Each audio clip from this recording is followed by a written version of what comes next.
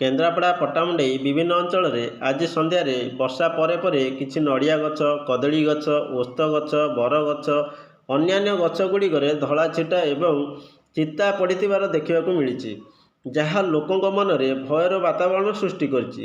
ତେବେ କିଛି ଲୋକ ଏହାକୁ ଅମ୍ଳବୃଷ୍ଟି କହୁଥିବା ବେଳେ ଆଉ କିଛି ଲୋକ ଏ ଧଳା ଛିଟା ଦେଖି ମନରେ ସନ୍ଦେହ ହେବାର ଭୟଭୀତ ହୋଇପଡ଼ିଛନ୍ତି। କାରଣ ତମାମ ଦିନ ଭରି ଏହିଭଳି ଧଳା ଛିଟା ନଥିବା ବେଳେ ସନ୍ଧ୍ୟା 5ଟା ସମୟରୁ ରାତି 12ଟା ପର୍ଯ୍ୟନ୍ତ ଏହିଭଳି ଦୃଶ୍ୟ ଦେଖିବାକୁ ମିଳିଛି।